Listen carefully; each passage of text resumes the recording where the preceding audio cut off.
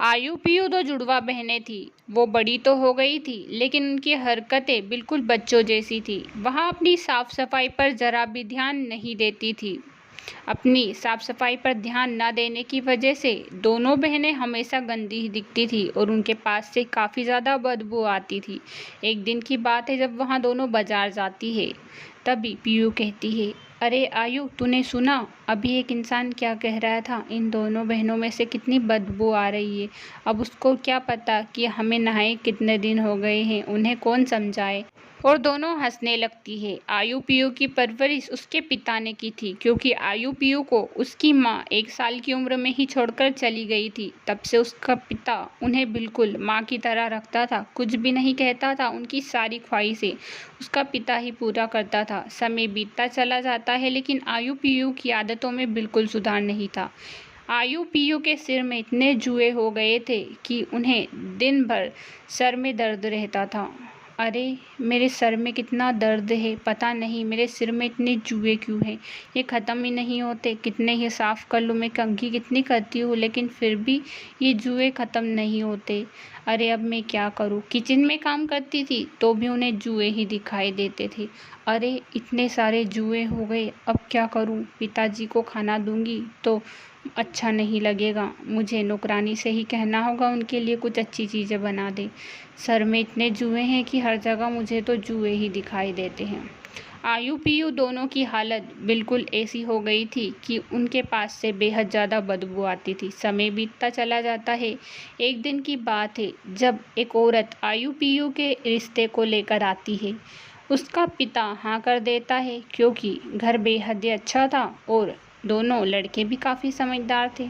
आयु पीयू की शादी फिक्स हो जाती है, लेकिन वहाँ दोनों शादी के लिए बिल्कुल राजी नहीं थी। अरे, तुझे पता है, ससुराल जाने के बाद हमें नहाना धोना पड़ता है और साफ़ सफाई का भी काफ़ी ध्यान रखना पड़ता है। अब क्या करेंगे। हाँ हाँ, मुझे भी अब तो बहुत ज़्यादा दिक्कत होगी। तुझे तो पता ही है, यहाँ तो मुझे नहाने में भी आलस आता है। पता नहीं वहाँ क्या करूँगी, अब देखते हैं। समय बीतता चला जाता है। दोनों बहनों की शादी करा दी जाती है। दोनों बहनों की शादी एक बड़े से घर में कराई जाती है। दोनों बहनें शहर में एक साथ ही रहती है, क्योंकि दोनों की शादी 2 सगे भाइयों से करा दी जाती है। आयु पीयू शुरुआती दिनों में तो काफ़ी खुश थी। आयु पीयू के पति का नाम राम और लखन था। दोनों ही जुड़वा भाई थे और दोनों ही बिजनेस किया करते थे। दोनों बिजनेस में काफ़ी आगे पहुंच गए थे। समय बीतता चला जाता है। आयु पीयू की एक सास भी थी, जिसका नाम रामकला था। रामकला अपनी साफ सफाई पर बहुत ध्यान देती थी, लेकिन उसे बहू ऐसी मिली थी, उसे पता भी नहीं था। समय बीतता चला जाता है। एक दिन की बात है, जब रामकला अपनी दोनों बहुओं से कहती है, अरे, तुम दोनों नहाती क्यों नहीं हो? साफ सफाई कर ध्यान दिया करो। तुम्हें पता है, मुझे गंदगी बिल्कुल भी पसंद नहीं है। और हाँ, किचन में जाओ, उसके पहले साफ सफाई कर लो। आज नहाना ज़रूर, उसके बाद ही काम करना। अरे माँ जी, कैसी बातें कर रही हो? हम दोनों तो नहाकर ही काम करते हैं। आपको किसने बोला हम नहाकर काम नहीं करते? आपको पता है, कल मैं नहाकर ही तो किचन में आई थी।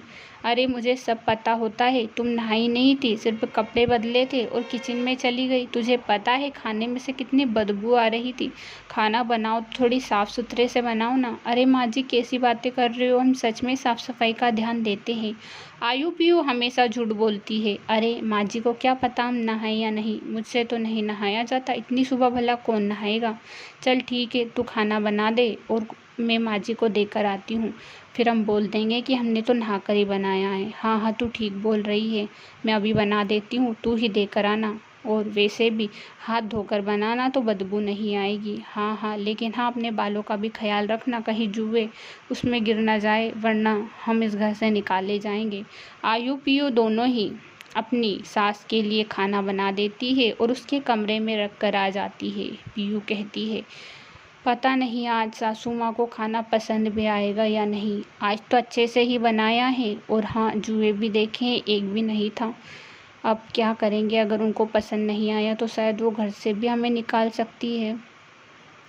उसी वक्त रात के समय सास खाना खाकर दोनों के कमरे में आती है और समझाती है, बेटा, तुम्हें पता है साफ सफाई हमारे शरीर के लिए बेहद ज़रूरी होती है। तुम दोनों से मैंने कहा ना, साफ सफाई का ध्यान दिया करो, उसके बाद ही खाना बनाया करो।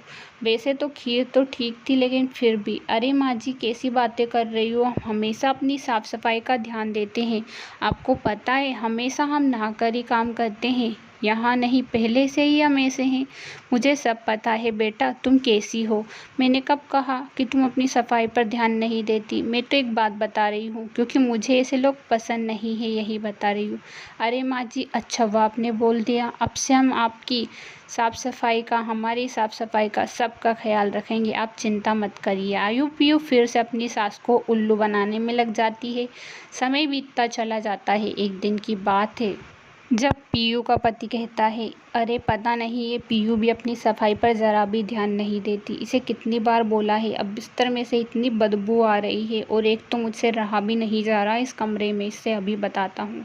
वहाँ गुस्से में अपनी पत्नी के पास जाता और चिल्लाता है, तुम्हें पता है मुझे गंदगी बिल्कुल भी पसंद नहीं है। मेरी माँ ने बचपन से मुझे यही सिखाया है, और एक तुम मुझे पता नहीं कहाँ से मिल गई। सफाई पर ध्यान दे लिया करो।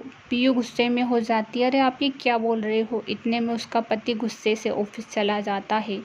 इधर आयु का भी यही हाल था। उसका पति भी उससे यही समझा रहा था, अपनी साफ सफाई पर ज़रा ध्यान दिया करो। मैं तो ठीक हूँ, लेकिन माँ को यहाँ बिल्कुल पसंद नहीं है। वैसे तो मुझे भी नहीं पसंद है, लेकिन फिर भी मैं तुझे सहन कर रहा हूँ। वहीं पर आयु कहती है, अरे आप क्या बोल रही हो? मैं अपनी सफाई पर ध्यान देती हूँ। उसकी बात को अनसुनी कर कर उसका पति भी वहां से चला जाता है। दोनों बहनें चिल्लाती की चिल्लाती रह जाती है। पता नहीं इनको हमारी साफ सफाई से क्या दिक्कत है, खुद ही कर ले, हमें कहने की क्या ज़रूरत है। समय बीतता चला जाता है, लेकिन पति पत्नी की लड़ाई में बिल्कुल सुधार नहीं था। इधर कलावती बेहद ही परेशान थी। पता नहीं मेरे बहू बेटे कब सुधरेंगे। एक तो बहुएं भी बिल्कुल सुधरने का नाम ही नहीं ले रही। अब इन्हें कैसे समझाऊं, यहाँ मुझे समझ नहीं आ रहा। लेकिन मेरा घर को संभालने के लिए मुझे इन दोनों को समझाना ही होगा, वरना तो इन चारों के रिश्तों में दरार आ सकती है। मेरे बेटे को तो बिल्कुल भी गंदगी पसंद नहीं है, वहाँ तो इसके साथ रह भी नहीं सकता। यहाँ सोचकर वहाँ अपनी बहुओं के पास जाती है। वहाँ अपनी दोनों बहुओं को एक गांव की गटर के पास ले जाती है, जहाँ पर दोनों खड़ी भी नहीं रह पाती। फिर वहाँ एक खूबसूरत तालाब के पास ले जाकर कहती है, बहुओं, तुम्हें क्या गटर के पास जाना पसंद है? क्या तुम वहाँ पर और खड़ी रह सकती हो, या फिर तालाब के पास खड़ा रहना तुमको पसंद है? दोनों बहुएं कहती, माँ जी ये भी कोई पूछने वाली बात है? उस गटर के पास तो हम एक मिनट भी नहीं ठहर सकते, और खूबसूरत तालाब के पास, यहाँ तो महक ही महक है, यहीं रहना हमें अच्छा लगता है। यहाँ कितना साफ सुथरी है। यही बातें तो मैं तुम्हें समझाना चाहती हूँ बेटा।